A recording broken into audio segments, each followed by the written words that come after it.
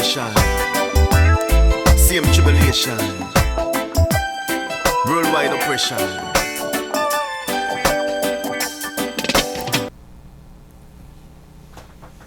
Hello, I'm John Dennison, and we've got some things to talk about. Today I would like to speak with you about working with and within our illusions of separation. By illusion of separation, I mean the barriers that we perceive keep us apart from different parts of ourselves as well as from the world around us. These illusions come in many forms, but basically they come from the standpoint that what happens inside of us we have no control over, and what happens outside of us we have no control over because it's not part of us. And with that inside of us, when I talk about the inside of us, it's the source that we're trying to get to within. We go because the door to the source is through the soul, which we can only find inside as we begin to clear out the debris that's in the way and inch our way closer to becoming unified with that which we are.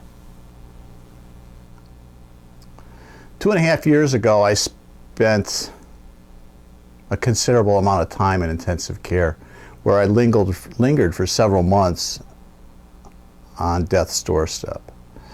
I coded 4 or 5 times. The doctors never didn't think I was going to live. Later, and told my wife and me that I was going to be probably less than a 10% chance of surviving. And I was at that edge for a long time. Long time. For months they didn't know if I was going to make it.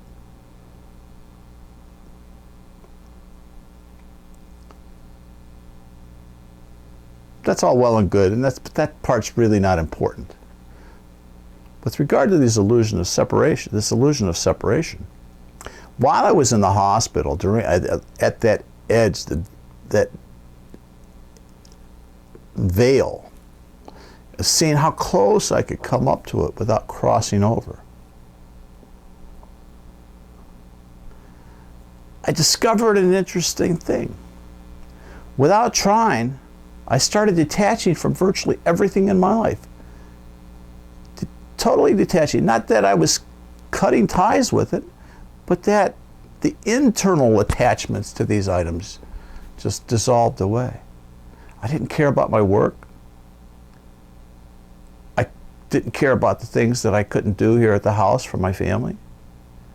Somehow I knew they would be okay, that they would take care of themselves, that they would be able to take care of themselves without me and move on, no matter how difficult it was. And after that period of detachment, I got in a state that was very hard to describe, but it was like a state of pure consciousness, where there was no separation from me and the things I was thinking about or the people that were in my life. There was no separation from me and God. God being the source, in the way I was using it at that time, the concept of God was that it was the source of life from which all of these decisions were being made. Yet there was no separation. I was each of those. It is this wholeness, this unification, which is ultimately what our journey along the spiritual path and through life is intended to bring us. I was just fortunate enough that I got to experience it and come back from it to be able to talk about it. I've been trying to teach it for years. But maybe with this perspective, I'll do a little better job getting across to you what's involved here. Your life is short. You don't know how long it's going to last. This might be your last breath, so make it a good one.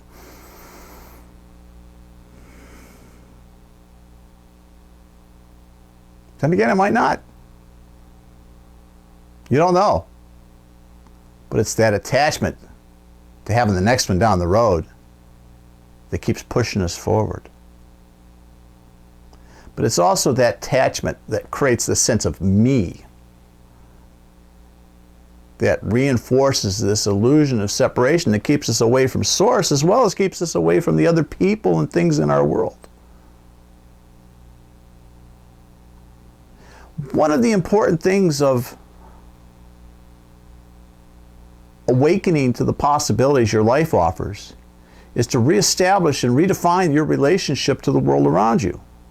And that world right now is this big, crazy place that's filled with chaos and efforts to control you and manipulate you and take advantage of you and oppress you and act in ways that totally seem against your highest good, much less the good of other humans, and maybe even the earth we're on. Yet somehow we have to find a way to deal with this. And we who are awakening to our inner processes, at some point are going to reach a stage where they get closer to where I was in that lack of separation, where there's this wholeness, this unification within us.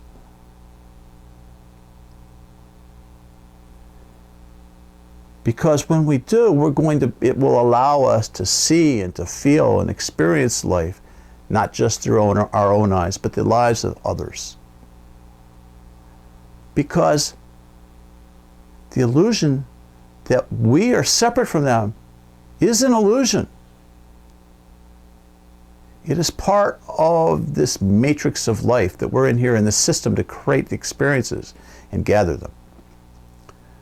But through the illusion, we have the opportunity to remember our connection to all that is. And this presence of all that is within us is within them. And because they all draw back to the source within. And it is this shared source of our being, this presence, this God, that makes us one. And this is the concept of oneness that we perhaps have heard about. Is that life at its core is all one. We are all the same being. We're all the same energy. We're all of the same intelligence. We just don't remember it. So when you are seeing things in your world that don't make sense to you, or you don't like, or they are upsetting you, or they are hurting you, or hurting others, and you're all torn up about it, the first thing to do is to recognize that isn't happening to them. This is happening to you too. By you, to you, and for you. You in the plural sense of the world, not just you in the singular sense that you know yourself as, but you as a part of the whole of humanity is what is benefiting and experiencing this situation. It is the collective experiences that come from all sides of those that allow the emotions to be felt and experienced, and experiences to be made and received. So if you want to try to build a better world, it has to start inside with you. Because you first have to make that connection, so you begin to realize that what happens to one happens to all. And when you are serving others, you are serving yourself. Just like when you are serving yourself, you are serving others as well. With one caveat, that you're not doing so in a way that closes you off from being sensitive to how it affects others. If you serve yourself in a way that harms them, or ignores their needs, or does some detriment in some form to the earth, or to our system, or society, or to another person, then maybe that illusion is taking control and is not allowing you to reap the rewards of the wholeness that it's offering. our task ahead of us as awakening servers is we've got to somehow figure out how to find these separations within us and ways to integrate them together.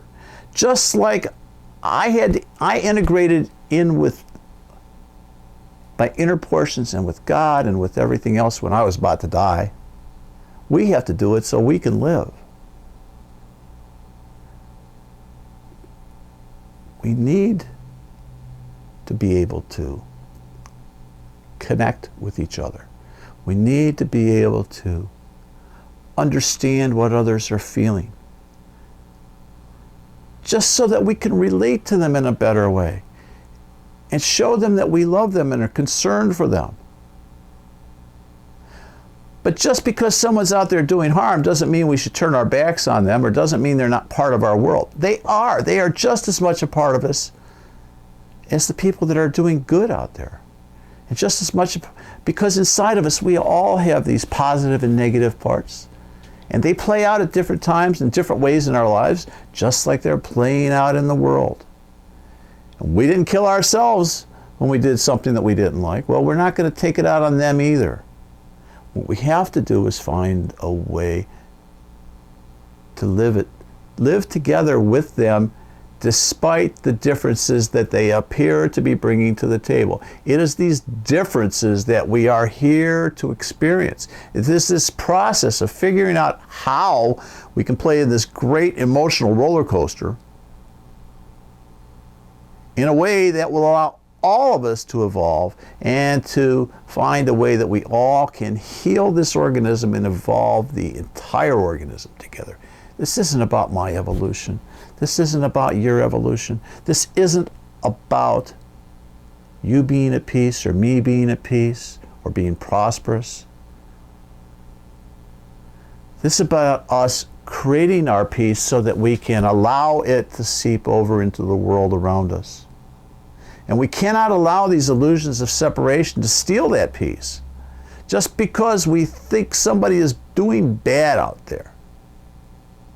And we see them as separate from us. And we can sit here and we can judge them and heap upon our expectations of how they should have acted or how they should act in the future. Instead of saying, why are they acting out like this? What is it about their experience of life that is making it so difficult that for them to live in a harmonious way with the rest of us? We can't get where we want to go by ourselves. Either there's going to be a Armageddon where we all try to kill off each other and maybe we succeed, and to the victors go whatever spoils are left, or we find a way to begin dissolving these illusions of separation and connecting the layers within us and connecting us with the rest of society around us, where we all begin functioning as a more complete whole. Not some whole that is dictated to by some government, whether a national government or state or local or some international world order that they want to form, but by the source that speaks to us inside. It is this autonomy, it is this self-determination, it is this self-responsibility which must be at the core of our ability to build this new world. Because every soul has come into this life with a purpose, with a right to gather the experiences it came for. But it has a responsibility to others to allow them to do the same, and maybe even to facilitate them, or to make them or to interact with them in a way that will enhance their experiences. But so long as we see ourselves separate and apart, it means I get mine, and if you get in the way, too bad. Well, that ain't going to work. We've tried that. We've tried it for thousands and tens of thousands of years, and it's gotten to this point. But we can see where it's headed. It's not taking us where we want to go. But now we are evolving our consciousness to a choice where we can see that these illusions are not all they're cracked up to be. We don't have to keep ourselves separate and apart. Technology has allowed us to come together Well, now consciousness has to take the final step and bring us together. We have to evolve not only our consciousness, but we have to do our part to evolve the collective consciousness by what we add in terms of the beliefs that we reflect and allow and emotions that we use in our lives. And those that, and more importantly perhaps, those that we teach to new generations so that they grow up without the seeds of the problems that we have had to deal with in our time. And that all starts with recognizing that for as real as this experience is in life, it is not the only experience you're getting. And the experiences you're taking from this life, you will take with you when you leave. Because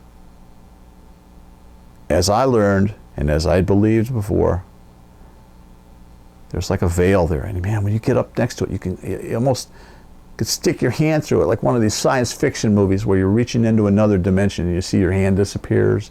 It's kind of like a liquid veil. Well, that's sort of the way it is.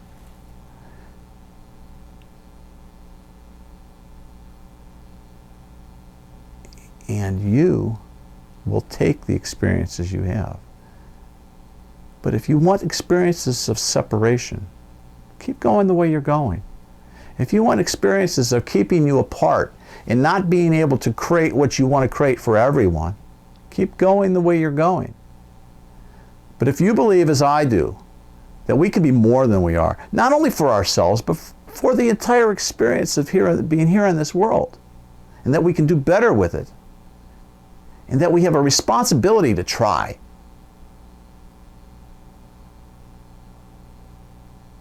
then search for that connection, that unseen, unknown connection that you have with the people that you have differences with in your life. See if you can find a way to allow your heart to open and to see things as they see them, and to hear things as they hear them.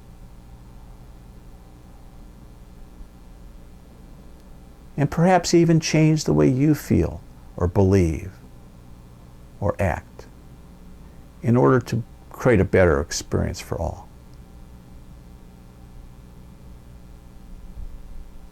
Thank you, my friend, for joining me today. I am John Dennison here for PeaceOptions.com, and we invite you to like and share this video, as well as to subscribe to our future feed. Thank you so much for being with us today, and we'll see you next time. God bless you indeed. At the same situation, same tribulation, worldwide oppression.